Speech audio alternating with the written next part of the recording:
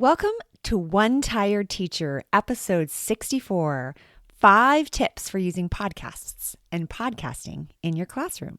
Today, we're going to talk all about the most practical and engaging applications of technology that we can use inside of our classrooms. And that is being the ability to empower our students to take charge of their learning and using meaningful technology like podcasts and podcasting in your classroom. I hope you stick around.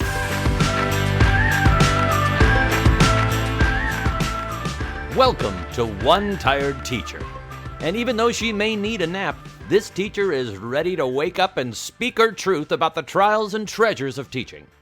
Here she is, wide awake. Wait, she's not asleep right now, is she? She is awake, right? Okay. From Trina Debery Teaching and Learning, your host, Trina Debery.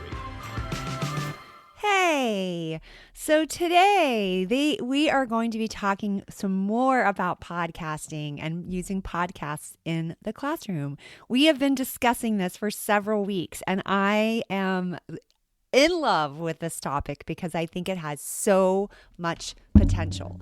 And also, I think it's like one of the easiest ways that you can integrate technology, which, it is really hard sometimes to find the time to really truly integrate things that are meaningful for our instruction, that enhances our instruction, because that's really the true point of using technology. Not to use it just for the sake of it, but to actually enhance and make our what we're saying to kids more meaningful and more engaging, and allowing them to also use it, because it's, we're in that digital world. We're in the 21st century, and these students that we have in our classrooms are going to be in an even more advanced world as time goes on, and they need to know how to utilize meaningful technology practices. So I'm excited to continue this conversation, and because there are just so many educational benefits to podcasting, and such as including strengthening skills in research, writing, and collaboration. And podcasting is easy and it's fun to do.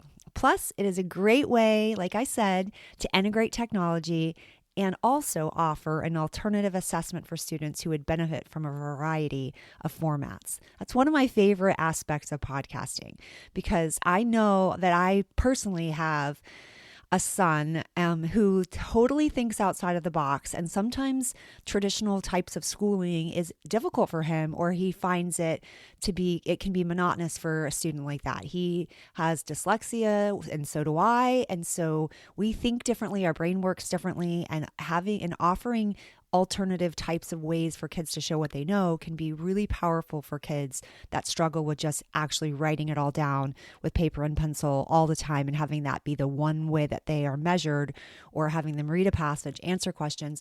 Like, those kinds of tasks sometimes don't always show what some of our brightest students actually know. So that's one of the things that I love about podcasting. So yes, I've been talking about it for the past 3 weeks. And if you've missed an episode, I want you to be sure that you tune in to episode 61, 3 powerful reasons why teachers should be podcasting. I can't even say it. Episode 62, 3 ways to increase engagement in the classroom with podcasting. And episode 63, which is podcasting for teachers. Where do I start? So those are the 3 that you have missed. And if you've missed them, hop on over and tune in and check those out and get all caught up. But today we're going to be talking about the 5 tips for podcasting with your students. So before we get started, I want to tell you about a live training that I'm holding next Monday on the 17th in a private Facebook group called Podcasting School for Teachers. This is like a virtual professional development session. And if you will, and it's definitely less than you would pay for a professional development book that you might find on Heinemann, because we know that can be expensive. And so this is for sure less than that. But in this training, teachers will walk away knowing how to integrate podcasts into their instruction, and also utilize student-created podcasts in their classroom to increase the level of engagement and offer alternative assessment options. Teachers will come together to learn the power of podcasting in the classroom and you're going to be answering the following questions. This is what the training offers. So if you're thinking like, do I want to go? And is this something that I want to learn more about? Then these are the questions it will answer for you. What is a podcast? Which most of you know because you've been listening for the last several weeks and you're listening to a podcast currently. So I think you know that one. But some people get kind of confused in this. That's why if you have some colleagues or coworkers or friends that you're like, you've got to think about podcasts in your classroom or even creating podcasts for your classroom or with your students, then and you want them to really understand, then this might be the very training they need. So it's going to answer what is a podcast, why should I be using podcasts in my classroom to share content, how much time do people consume various types of content. I think that is so interesting, and we talk about that in Podcasting School for Teachers because it's really eye-opening when we think about how long we can hold people's attention when we look at various written and video and auditory and things like that. I will also answer, how can I use podcasting as an alternative assessment? How can I use podcasting to cover ELA and content area standards? That's the beauty. Love, love, love to think about all the standards, all the reading standards that I can cover with listening comprehension types of things, which I think is really interesting. And there's so much that we can do when we can cover content area, which can be really hard sometimes to get that in when we're teaching in an elementary classroom because we've got so much to cover. So that's something that we'll talk about. What podcasts can I use in my classroom? I have given away a free list of podcasts. If you missed that, if you check out episode 61, 62, or 63, you can find that free list. It's of some really great podcasts for kids. But I also have created two more lists to accompany that one, and I'll give that away in Podcasting School for Teachers. And that talks about some fictional podcasts and some also informational podcasts. I will also answer, why should I let my kids be the ones podcasting? Why should we let the kids do it? That will be answered. What are the 10 steps to starting a classroom podcast? I will take you step by step through the process so you know exactly how to implement it with your students. And what are some simple episode ideas my students could start tomorrow, which means the very next day after the training, you will be able to use at least one of the ideas to start immediately. I love going to professional development trainings, but sometimes I get overwhelmed by the information and I'm like, where do I start? Or when can I start? I've got to put all this stuff into place before I can start, but you will actually be able to start the very next day. You will also get access to the live training. You will have access to the replay if you can't make it on Monday, February 17th, and you are like, I really want to go to this training, but I won't be able to be there live, which live will be the best, by the way. But if you can't, there will be a replay available, and it's great for those people that can't attend live because, we all have lives and busy schedules. You will get a list of podcasts that are perfect for fiction and for informational work. You'll get a sample of exit tickets for podcasting from my packet of exit tickets for fictional podcasts and informational podcasts. You'll get a PDF packet to support your learning, step-by-step directions on how to create a podcast with your students. You will get roles and jobs for your team of podcasters, which makes it so much easier to implement as like a collaborative activity in your classroom. You'll get a script template, a bullet point template, an editor's checklist, podcast vocabulary cards, step-by-step directions to setting up your podcast on Apple, Google Play, Stitcher, Spotify. This whole complete virtual training has a value of $189, but because I just think that's crazy. That's a lot. And I think that sometimes we have to remember that we're teachers and we are not going to spend that kind of money. We want our schools to spend that kind of money, but we're not going to spend that kind of money. So, and I feel really passionate about teachers being able to participate and teachers being able to be able to come to things like this. So I am giving it at a very reasonable price, which is $35. So, what will you get for $35? You're going to get Podcasting School for Teachers. And it really is like all the things that I just shared, the samples of the exit tickets and the podcast and the step-by-step directions. And you will have access to me in the live Facebook group. I'll answer questions. We'll have a Q&A time. It's really perfect for you. If you find yourself nodding along to any of the following, then this is the virtual professional development that you're going to want to attend.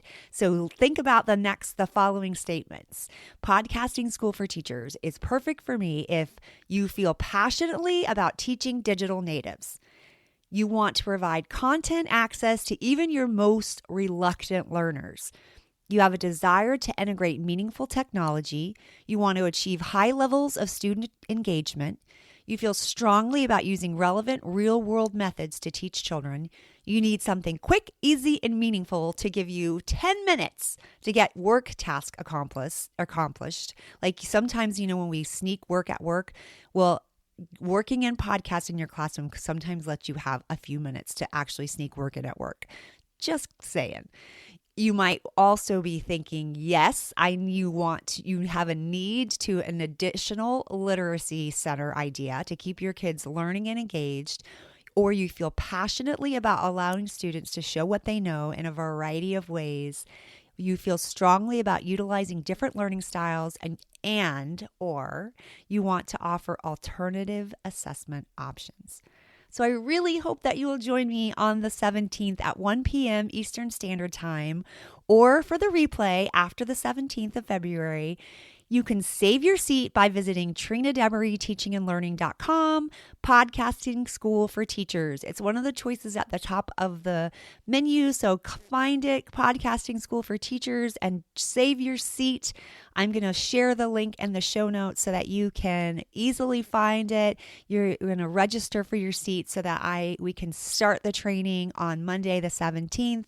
I'm so looking forward to it. I'm excited. I cannot wait to talk to you and see you live inside of the Facebook group, because once you register and save your seat, then it will allow you to, it'll give you the link to the Facebook group, which is a private group.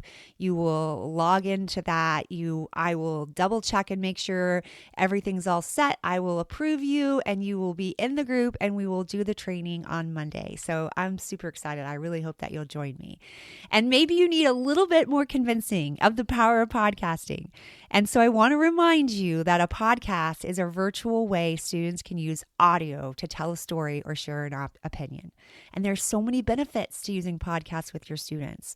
Cultivating listening and speaking skills, empowering student voice. I love that. Empowering your students to be able to share what they know and share it with a larger audience.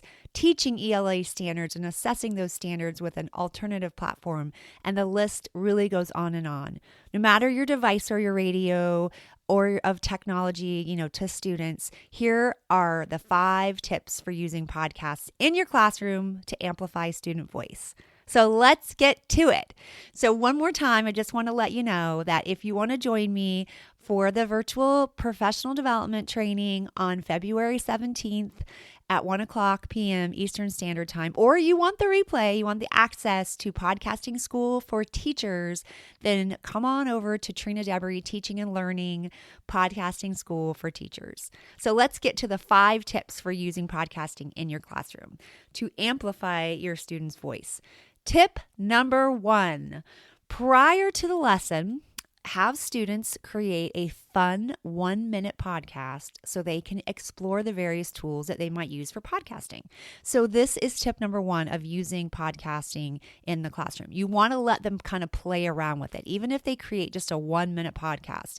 It's really important when you're using new technology to allow your students to have a chance to play around. And I'm telling you, even if it sounds complicated to you, it doesn't have to be. There's a lot of free tools and apps that you can use on a device, on any kind of device. If you're using, Apple, if you're using iPads, then you can use GarageBand, you can use, and on Android, you can use Voice Recorder Pro, you can use Audacity, that is free for both. There's a place that you can grab a hold of the voice called Anchor, which is a place that you can also host a podcast. That makes it super easy. I would not necessarily recommend that if you're really looking at like a professional podcast and you want to use it for a business, or especially if you want to use it for a business. But since you are using it in the classroom, then we've got to take advantage of these free applications, because we already put enough money into our classroom. So we want to do this at zero cost. So I think that is, an important thing. And you can do it for very minimal. After you have gone through the professional development training, then you will be able to do this at like no cost to you, because you don't even need to have a fancy microphone. You can actually use the device. And if you want a microphone, like if you want to use something like that, there are like options. A headset is an option, or a little lapel mic is like $12. So that's another option. But one of the things that you can do is you can have students draft a script prior to recording, which I give you access to a script template and bullet point template if you want to use more bullet points and let them kind of, use some of their own voice without having to do a lot of writing, but actually using their voice. Then this is also inside Podcasting School for Teachers. All right, tip number 2, I should say. Choose a topic and or purpose, or have students choose their own. So you can content, you can connect to content, and you can connect to current events, and you can maybe if you're studying in your content areas such as habitats or states of matter in 2nd grade, or types of energy in 5th grade, or whatever you're focusing on, you can always have them speak about that. They can share what they know about the things that you're learning. You can also provide opportunities for students to participate in like constructive debates on things like, why should teachers not give homework? Or why should we have or not have a 4-day week of school instead of 5? Some other ideas might be based on like social justice and solving problems. I think it would be really cool to have like a news broadcast where you might allow the kids to get involved and share the information with parents, which, they could talk about the happenings of the school week, and like a news, like a weekly, instead of a weekly newsletter, you could have them do a weekly podcast, which I think would be really cool. We also go over in Podcasting School for Teachers on the 17th, we're going to be doing some brainstorming of some ideas so that we can like really be ready to jump in. So that's one more reason to join me. I hope you do. Tip number 3 is to create a rubric with the class, or beforehand, to together with input from the students, to kind of measure the students' success and to help guide the students through the task. So I think that that's always a good idea, to kind of go over what you're looking for, what you'll be looking for, what they think, is reasonable. And I'm telling you, when you let kids help you create rubrics, they don't have to be like really formalized. It can be like, some criteria that they want for a specific grade or a specific, how you're evaluating them. But when you let them participate, they're so much harder. They're always like, when I would let my 2nd graders help me come up with rubric, a rubric because we didn't have grades. We had, 1, 2, 3, 4, like 4 being exceeding the standard and 3 being meeting the expectation, meeting the standard, and so on. And they would be like, in order to get a 4, you had to do all this extra stuff, and you had to have perfect punctuation, and they would be like, I'm like, whoa, that's a little, it's a little excessive. And so I always just thought it was so interesting how much harder they were when we went over things like that. But they really, they rose to those expectations. So that was kind of exciting. But anyway, you can do things like that, like work on these rubrics together with your students, because you can do different types of rubrics. Like you might have one for informational content, or you might have one for storytelling, and you might link to the elements of your story in your rubric and things like that. All right, tip number 4, another activity that I discuss inside of Podcasting School for Teachers is the idea of analyzing other podcasts to help your students really get a good feel for what they want to create. And I do give you a list of exemplar podcasts for students, including the one that I've given away for free, but I've also added 2 more lists, and that's inside of Podcasting School for Teachers. This is a great jumping off spot for using podcasts like in your classroom as well, instead of having the kids create it, but just actually using it in your classroom to, increase engagement and enhance listening skills, and also allow them to, gather content in a different way. You can have students identify the elements of a podcast while they're listening. You can point out to students the creativity and the message in each podcast, and encourage them to display their own personal style and voice when they themselves are creating it, if you go on to allowing them to create it. And last but not least, tip number 5, celebrate the podcast by sharing this with a larger audience. That's the power of this. Like, they are actually speaking to a larger group, and they're getting, you're going for that global impact. I think that's the most exciting part of it. Have students make connections, ask questions, or reflect on the message of each podcast when they're done. I currently have some very helpful podcast exit tickets that measure all the reading standards in 2nd grade for informational text and for literature. So when they're listening for informational podcasts or they're listening to storytelling podcasts, you have an exit ticket that allows for them to think about the main idea, or think about the author's purpose, or think about the central theme, or whichever you're using, literature or informational, and that allows you to evaluate their thinking based on what they got from the podcast. So that's something that I will link to that too, because I do have packets of that, which it goes over every standard. So I do have that's available. There will be a sample inside of Podcasting School for Teachers where you'll get a sample of several of the standards, so you can use them right away. But I do have that as a separate product in my store on TPT. So I'll link to that as well. And you will also get, like, inside Podcasting School for Teachers, one thing I want to say too, you'll also get like a PDF where you'll help guide you while you are in the training, and also provide all those other resources like the podcasting vocabulary and the roles and jobs for students, and all those extra things that you might need to create the podcast. So I really hope that you will join me on Monday. And live, like I said, live is the best way. And I'm going to offer a Q&A. So bring your questions. And if you can't make it live, again, you'll receive a replay, and you can always post your questions in the group, and I'll answer those too. And it will remain open for the whole month of February, so you can watch or rewatch at your leisure and ask questions as a community, which I think is like super powerful. So you can find me at Podcasting School for Teachers, at TrinaDeveryTeachingAndLearning.com, Podcasting School for Teachers. I hope to see you there.